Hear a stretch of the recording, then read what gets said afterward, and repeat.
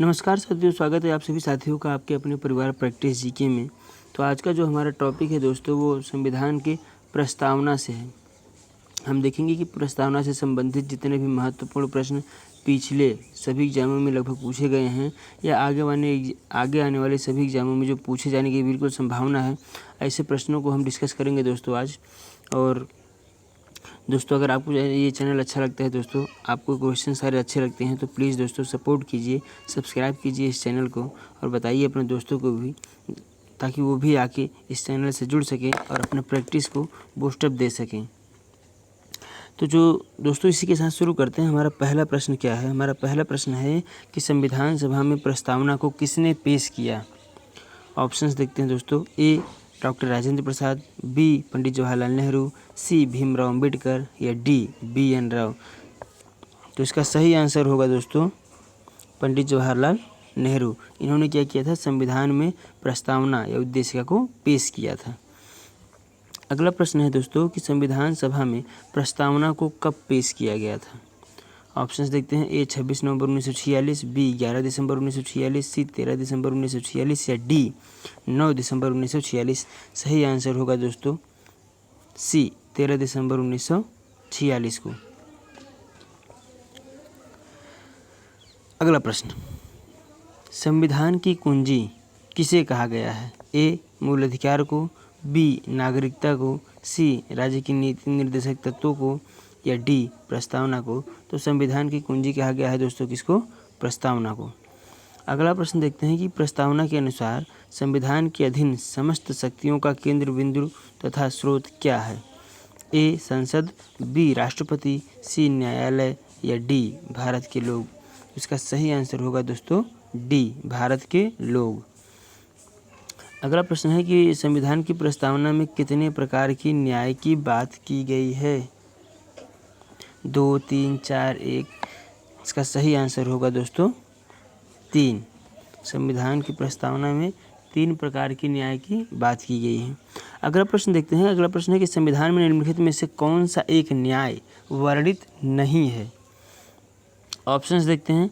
ए आर्थिक न्याय, बी सामाजिक न्याय, डी राजनीतिक न्याय, सी राजनीतिक न्याय या डी धार्मिक न्याय। सही आंसर होगा दोस्तों डी। धार्मिक न्याय का वर्णन हमारे संविधान में नहीं है। 3 प्रकार के न्याय की बात की गई है, जिसमें से आर्थिक न्याय, सामाजिक न्याय और राजनीतिक न्याय की बात की गई है। अगला प्रश्न है कि संविधान में कितने प्रकार की स्वतंत्रता का वर्णन है? ए 2, बी 3, सी 4 या डी 1।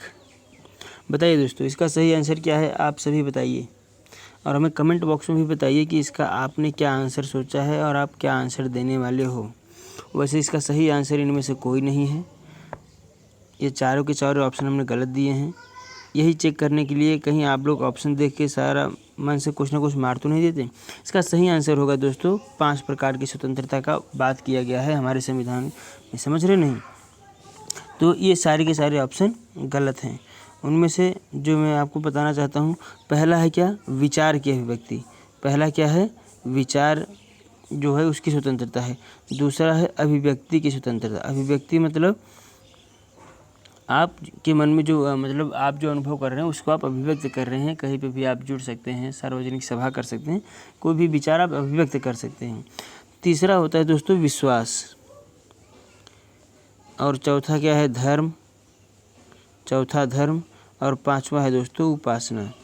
ये 5 प्रकार की स्वतंत्रता की बात जो है हमारे संविधान में की गई है तथा हमारे प्रस्तावना में भी इसका वर्णन है। अगला प्रश्न देखते हैं दोस्तों कि निम्नलिखित में से कौन सा एक स्वतंत्रता प्रस्तावना में वर्णित नहीं है? ए विचार की, बी अभिव्यक्ति की, सी धर्म की या डी अपराध की। सही आंसर होगा दोस्तों डी। अपराध का कोई भी वर्णन हमारे प्रस्तावना या संविधान में नहीं है। अगला प्रश्न है कि भारतीय संविधान की प्रस्तावना में कितने प्रकार की समानता की बात की गई है? ए 2, बी 3, सी 4 या डी 5। इसका सही आंसर होगा दोस्तों 2 प्रकार की समानता की बात की गई है। प्रतिष्ठा और अवसर, ये 2 प्रकार की समानता की बात की गई है। 2 प्रकार की समानता, 3 प्रकार का न्याय और 5 प्रकार की स्वतंत्रता का वर्णन हमारे संविधान की प्रस्तावना में किया गया है।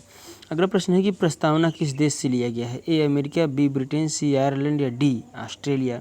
सही आंसर होगा दोस्तों ए, अमेरिका से प्रस्तावना को लिया गया है। अगला प्रश्न देखते हैं कि भारतीय संविधान की प्रस्तावना की भाषा किस देश से ली गई है? ए ऑस्ट्रेलिया, बी कनाडा, सी रूस या डी अमेरिका। तो दोस्तों जो प्रस्तावना लिया गया है वो तो किस से लिया गया है? अमेरिका से। लेकिन जो प्रस्तावना की भाषा है वो कहाँ से लिया गया है? तो ऑस्ट्रेलिया से लिया गया है। इनमें आप कंफ्यूज नहीं होना, एकदम क्लियर करना है। अगला प्रश्न है कि प्रस्तावना में वर्णित संप्रभु शब्द का क्या अर्थ है? ऑप्शंस देखते हैं दोस्तों। ए आंतरिक एवं बाह्य निर्णय स्वयं लेना, बी आंतरिक एवं बाहरी निर्णय के लिए यूनाइटेड नेशन से विचार विमर्श करना, सी केवल आंतरिक निर्णय लेना या डी केवल बाहरी निर्णय लेना। तो संप्रभु या संप्रभुता शब्द का अर्थ है कि भारत अपने आंतरिक और बाह्य मतलब विदेशों से संबंधित के निर्णय में वो निर्णय कौन लेगा? वो स्वयं लेगा। वो किसी के प्रति जिम्मेदार नहीं है, वो निर्णय वो स्वयं लेगा। अगला प्रश्न देखते हैं कि प्रस्तावना में लिखित पंथ निरपेक्ष शब्द का क्या अर्थ है? ऑप्शंस देखते हैं दोस्तों। ए हम किसी धर्म को नहीं मानते, बी हम सभी धर्म को मानते हैं, सी हमारा कोई धर्म नहीं है या डी हम सभी धर्मों का सम्मान करते हैं। तो ये जो पंथ निरपेक्ष शब्द है दोस्तों, इसका आंसर है सी, हमारा कोई धर्म नहीं। हमारा मतलब इस राष्ट्र का कोई धर्म नहीं है, यह पंथ निरपेक्षता की बात है। अगला प्रश्न आपके सामने है कि प्रस्तावना में वर्णित लोकतांत्रिक शब्द का क्या अर्थ है? ए शासन जनता द्वारा होगा, बी शासन राजा द्वारा होगा, सी शासन नेता द्वारा होगा या डी शासन सरकार द्वारा होगा। इसका सही आंसर दोस्तों ए, कि शासन जो है किसके द्वारा होगा? वो जनता द्वारा होगा। तो हम क्या कहलाएंगे? लोकतांत्रिक कहलाएंगे। अगला प्रश्न है कि प्रस्तावना में वर्णित गणतंत्र का क्या तात्पर्य है? ए राष्ट्रीय प्रमुख चुनाव द्वारा होगा, बी राष्ट्रीय प्रमुख वंशानुगत होगा, सी राष्ट्रीय प्रमुख का मनोनयन होगा या डी राष्ट्रीय प्रमुख वंशानुगत नहीं होगा। तो इसका सीधा सा अर्थ है दोस्तों कि राष्ट्रीय प्रमुख क्या होगा? वो वंशानुगत नहीं होगा, बाकी चाहे जैसे भी हो सकता है। अगला प्रश्न है कि किस मतलब इस आधार पर नहीं होगा कि वह वंशानुगत है, क्योंकि उसका पिता राष्ट्रपति है तो उसका पुत्र राष्ट्रपति होगा, इस आधार पर नहीं हुआ जाएगा। चुनाव में यदि पिता का पुत्र राष्ट्रपति जीत जाए या उसका किसी तरह से मनोनयन किसी देश में हो जाए तो वो एक अलग बात है, लेकिन इसलिए नहीं कि वह उसका पिता राष्ट्रपति है इसलिए वह राष्ट्रपति बन जाए, या जिस देश में प्रधानमंत्री राष्ट्र अध्यक्ष होते हैं उस देश में प्रधानमंत्री बन जाए, इस देश इसका ये अर्थ नहीं होता है लोकतांत्रिक शब्द का। अगला प्रश्न है कि किस न्याय के बारे में प्रस्तावना में उल्लेख नहीं है? तो यहाँ पे तो कोई ऑप्शन ही नहीं है दोस्तों, सॉरी टाइपिंग मिस्टेक हो गया है। मतलब तीन प्रकार के जो न्याय हैं वो 3 प्रकार के न्याय हैं, उसके बाद कोई भी वो नहीं वर्णित है। वो आपको पता ही, हमने बताया है आपको कि कौन कौन से न्याय हैं। सामाजिक, आर्थिक और राजनीतिक 3 प्रकार के न्याय की बात की गई है हमारे प्रस्तावना संविधान में। संविधान की प्रस्तावना को किसने संविधान का परिचय पत्र कहा है? A T Krishnamachari, B N Palkhivala, C Alladi Krishna Ayyangar या डी गोपाल कृष्ण गोखले। सही आंसर है दोस्तों ए, टी कृष्णामाचारी ने संविधान की प्रस्तावना को क्या कहा है? संविधान का परिचय पत्र कहा है। अगला प्रश्न है कि संविधान की प्रस्तावना को किसने हमारे दीर्घकालीन सपनों का विचार कहा है?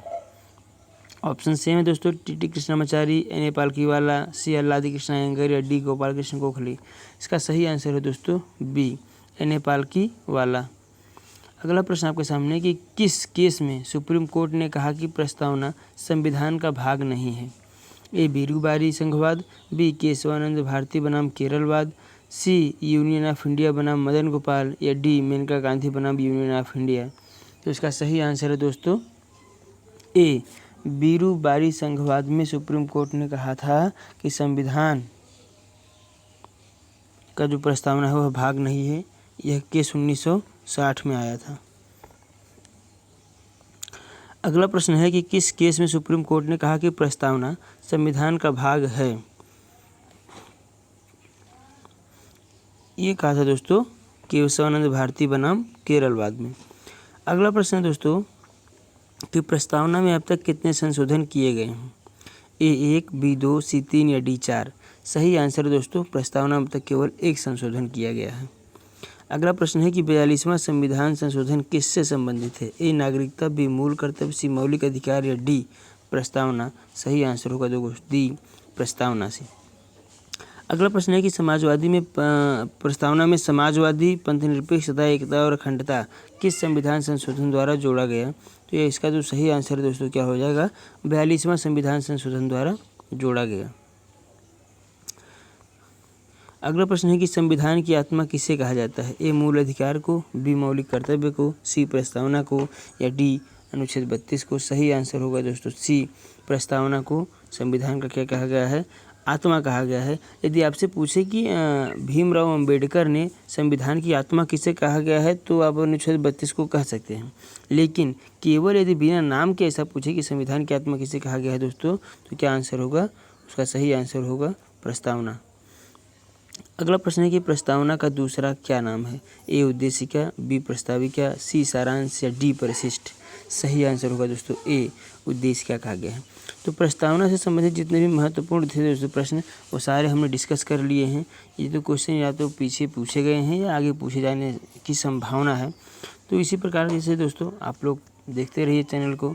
हम धीरे धीरे करके पूरी पॉलिटी, पूरा हिस्ट्री, पूरा मिसलेनियस, ये सब आपको क्वेश्चन करा देंगे। बस आप जुड़े रहिए अपने इस चैनल की से प्रैक्टिस जीके से। तो इसी के साथ दोस्तों मिलेंगे फिर अगले वीडियो में। तब तक के लिए बाय।